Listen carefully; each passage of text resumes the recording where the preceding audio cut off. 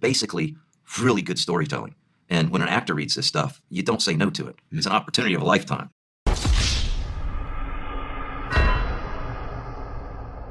You had to kill him. The boy cries you a sweater of tears, and you kill him. Wow, James Gunn and Damon Lindelof can toss my green salad, cause what the hell was that? I smell shit! Only this team would have the gall to kill a founding member of the Justice League and one of the icons of DC in his first appearance. Rest now, brother. We have the watch, and I'll see you in Valhalla. It's been rumored for a while now that Hal Jordan died in the first episode, and the only reason I didn't talk about it then is because the gremlins at DC Studios and Warner Bros. Were copyright striking everyone talking about it. Way to abuse the YouTube copyright system, but I wouldn't expect anything less from the slime bags who cucked Superman and made Supergirl a nihilistic alcoholic.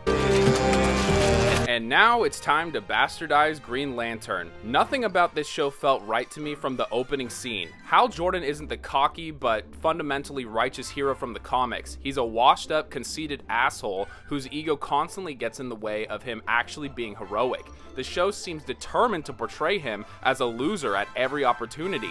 Then there's Jon Stewart, who is basically reduced to the young hotshot with the chip on his shoulder, and he's devoid of all of his great personality from the comics. He's constantly at odds with Hal, constantly undermining him, and the relationship feels less like two Green Lanterns learning to work together, and more like two miserable people who can barely stand being in the same room together, and it's not fun to watch.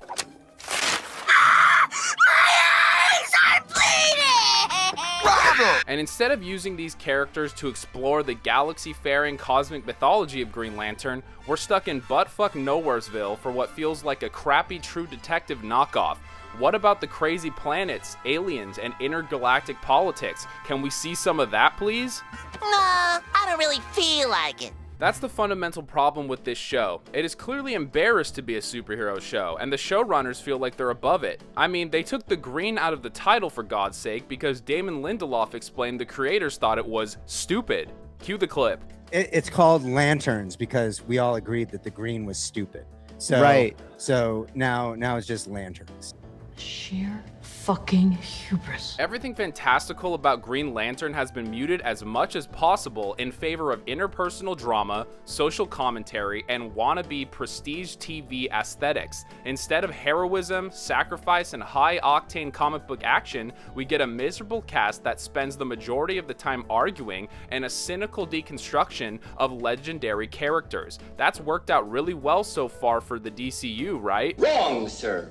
Wrong! The showrunners even seem to misunderstand the fundamental idea behind what it means to be a Green Lantern: overcoming fear. Green Lanterns aren't supposed to be people who literally cannot experience fear. The entire point is that they feel fear and overcome it through extraordinary willpower. That's what makes the concept inspiring. Being a Green Lantern should represent pushing through fear, anxiety, and self-doubt to become something greater than you ever could have been by simply avoiding the things that scare you. But this show seems to think that Green Lantern cannot be scared of anything. We even get a flashback where John's father shoots an apple off of his son's head as some kind of extreme childhood training exercise designed to eliminate his fear. First of all, that's not overcoming fear. That's traumatizing your kid until his fight or flight response stops working. Second, did none of the neighbors hear the fucking gunshot? Is dad shooting produce off of his kids' heads such a regular occurrence in the Stewart household that nobody even looks out the window or calls the police?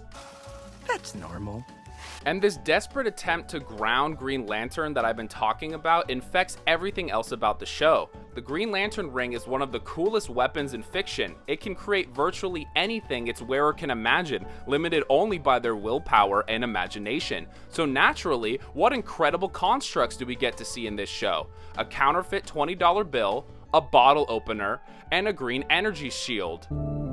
Pathetic. Real quick, if you're enjoying the video, please like and subscribe. Now back to the video. Hal couldn't be bothered to lift a finger earlier when John was chasing down a suspect, but apparently using one of the most powerful weapons in the galaxy to commit counterfeit fraud so he can troll some people at a bar is worth the effort. What a hero! You're such a bad person.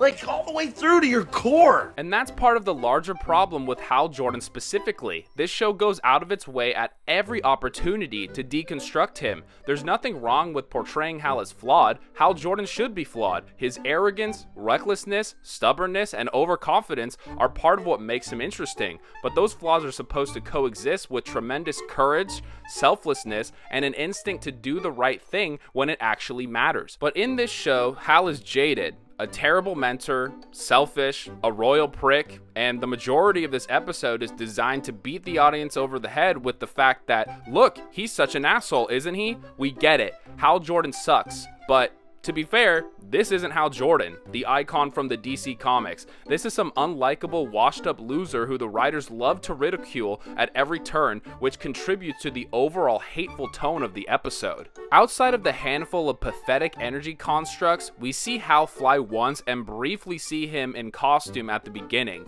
That's basically it in terms of comic book elements. There's virtually nothing about this pilot that would tell somebody unfamiliar with Green Lantern that they're watching a show about one of DC's biggest heroes, which raises the question, who exactly is this show for? Because I genuinely don't know.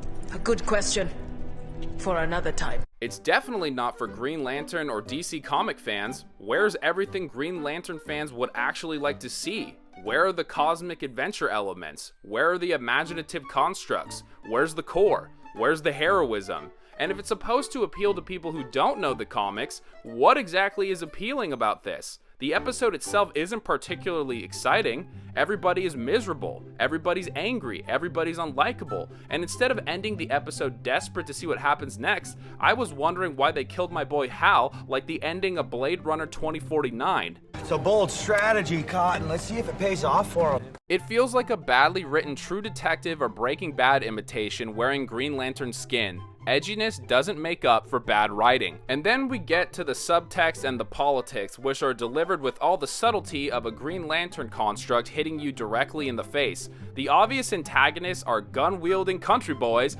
terrified that aliens are going to invade their planet. Gee, I wonder what that's supposed to represent. Could the immigration allegory possibly be any more clunky and ham-fisted? And more so, why the hell is this the focus of my Green Lantern show? I don't care about any of that shit. I want to see comic book stuff, man. My disappointment is immeasurable. And that feeds into the show's larger obsession with power and who is supposedly worthy of wielding it. The story seems determined to question whether Hal Jordan even deserves to be a Green Lantern, even though within the mythology, the Ring literally chose him to protect an entire sector of the galaxy. It could be an interesting story, questioning whether someone who was once worthy can lose their way, but the writers are not talented enough to do this without subverting Green Lantern and Hal Jordan at every turn. And this is simply not a good way to introduce him and these characters to the DCU. And the cherry on top is John sleeps with Macon's wife because apparently we couldn't make it through a James Gunn superhero project without throwing messy sex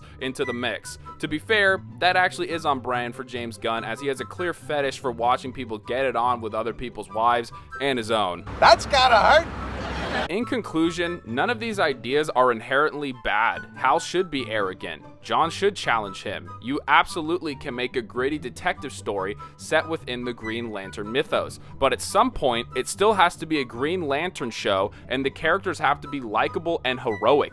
That's what's missing. Green Lantern should be about confronting impossible odds and finding the will to overcome them. It should be about ordinary human beings being handed extraordinary power and discovering whether they have the courage and will to embrace that responsibility. It should be inspiring and make viewers want to be better people. That's what superhero stories are all about. Instead, we got miserable people arguing in Nowheresville while one of the most powerful weapons in the DC universe gets used as a fucking bottle opener. Daring today, aren't we? A pilot episode is supposed to make an audience ravenous for the next chapter, but I'm wondering why the hell I should bother tuning in next week, besides the fact that I want to roast it some more on YouTube. If you're gonna strip away the costumes, the constructs, the cosmic adventure, the core, the optimism, and seemingly even the basic concept of overcoming fear, then I have to ask, how exactly is this a Green Lantern show? Because as far as I'm concerned, it isn't. Well, it's funny you should, see, George, they're onto us! And the saddest part of all, For a superhero defined by overcoming fear, nothing could be more ironic that James Gunn and his writing team made a Green Lantern show that's actually afraid to be Green Lantern. Thank you so much for sticking with the video this long. If you enjoyed, please like and subscribe, and leave a comment. I want to hear your thoughts. Did you enjoy the pilot episode of Lanterns? Did you hate it like me? Are you somewhere in between? How did you feel about them killing Hal Jordan? Where do you think that goes in the story? Is there anything that actually makes you want to watch the next episode? I really want to hear your thoughts. I will be doing reactions for every episode going forward, so tune in each week to hear me roast this absolute crap. Again, thanks for watching, and I hope to see you in the next one. Until then, may the Force be with you, always.